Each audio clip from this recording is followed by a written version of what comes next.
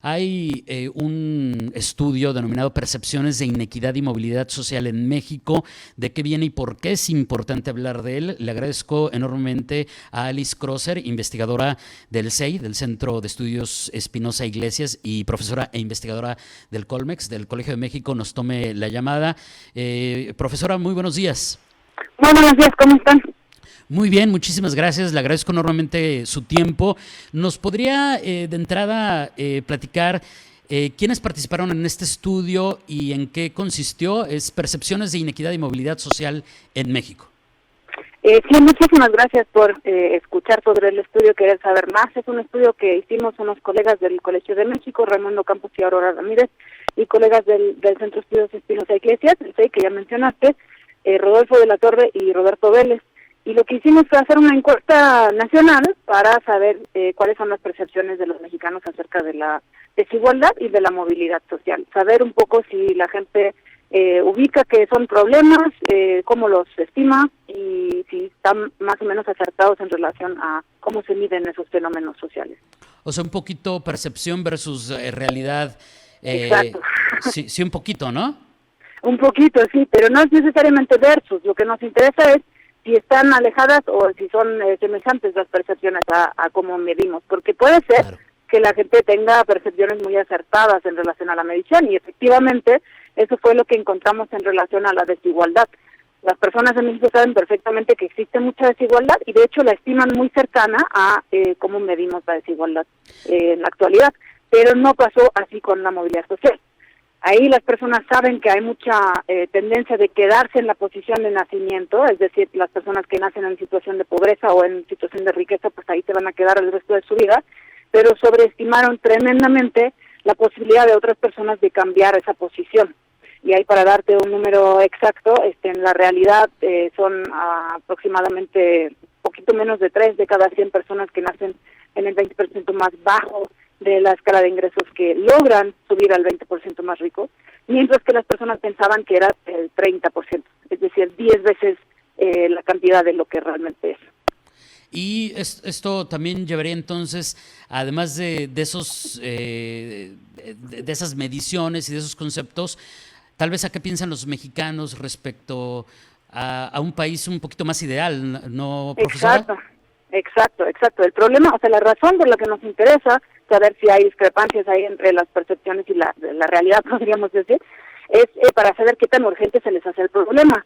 Y si pensamos que la movilidad social, es decir, la posibilidad de avanzar económicamente o también de caer, es mucho más grande de lo que pensamos, de lo que es realmente, pues igual el problema se nos hace menos importante, ¿no? O menos urgente, por lo menos.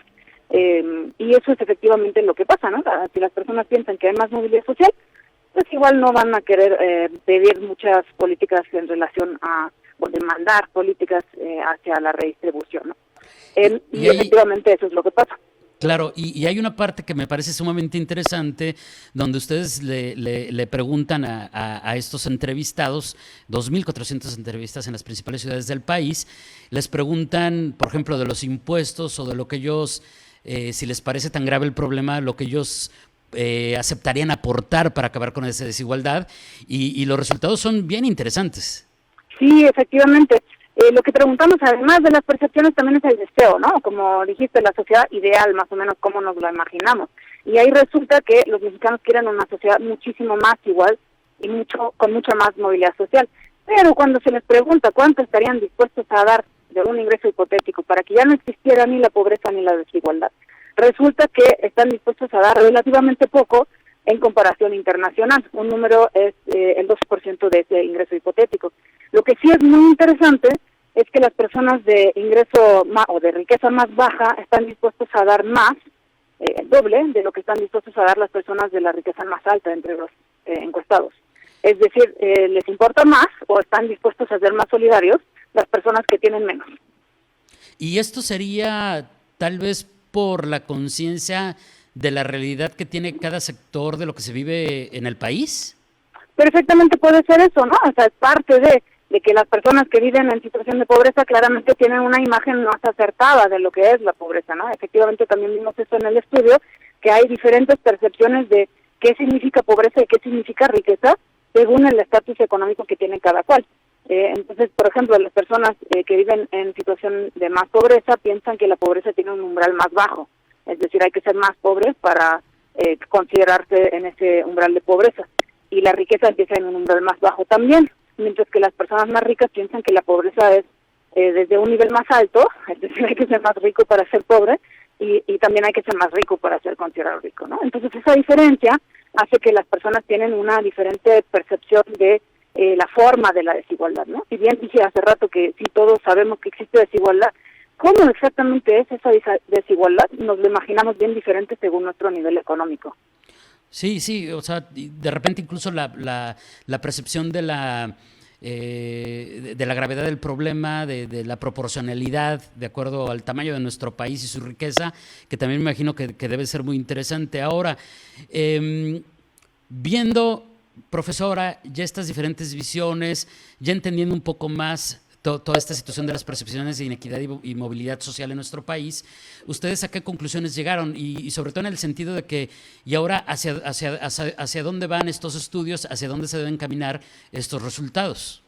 Claro, lo que nos importa saber ahora es cómo podemos llegar a esa situación ideal, ¿no? Que para las personas más pobres, acabo de decir, es más alejada de su situación ideal, la real, que para las personas más ricas, ¿no? Y eso es sumamente preocupante, considerando que ya de por sí sufren más las consecuencias de la desigualdad las personas que tienen menos en la actualidad, ¿no? Y además están más lejos de su sociedad ideal. Entonces lo que estamos buscando es ver cómo podemos llegar a esa estructura más ideal, y para eso necesitamos el tema de los impuestos, porque necesitamos redistribuir esta riqueza que sí existe en el país, pero que está mal distribuida.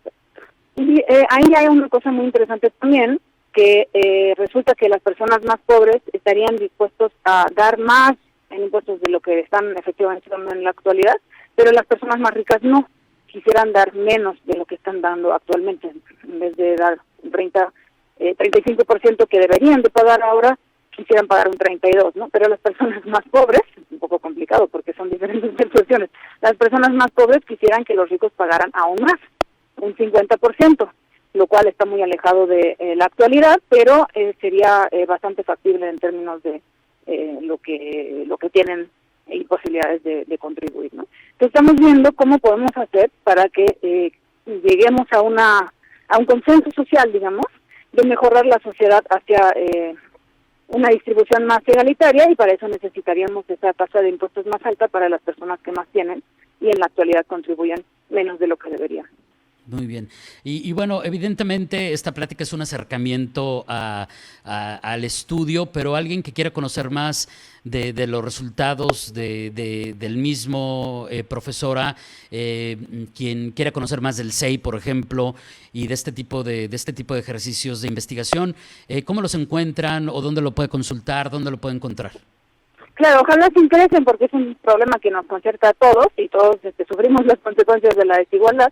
Pero si quieren saber más del tema, en la página del SEI, ahí pueden encontrar todos los artículos y estudios que ha hecho el SEI en todos los años de su existencia, ahí están enumerados, pero si no tienen tanto tiempo como para revisar ahí en redes sociales, tenemos también las del SEI, las del Colmex, las mías, Alice Crosser, ahí pueden encontrar las infografías que se pueden leer en 30 segundos. Si alguien está muy interesado, también están los artículos académicos, esos son un poco más largos y un poco más técnicos a lo mejor. Esos están en las revistas especializadas, particularmente en una que se llama World Development. Muy bien. Le agradezco enormemente, profesora, este tiempo que nos ha dedicado. ¿Algo que agregar antes de despedirnos? ¿Algo que nos haya quedado sobre la mesa que vale la pena mencionar o algo a manera de conclusión? Pues me gustaría enfatizar precisamente lo que acaba de decir, que es importante que todos nos interesemos en este problema porque nos concierta a todos y va a ser más problemático en el futuro si no lo consideramos ahora. El tema de que no hay mucho dinero para redistribuir en términos de políticas sociales viene a causa de que no hay mucho dinero de los impuestos. Entonces ahí hace falta trabajar en este lado si queremos una sociedad más igualitaria con servicios públicos de calidad, universales y pues para todos. Gracias, profesora. Excelente semana. Muy buenos días. A usted muchas gracias. Hasta luego. Buen día. Gracias.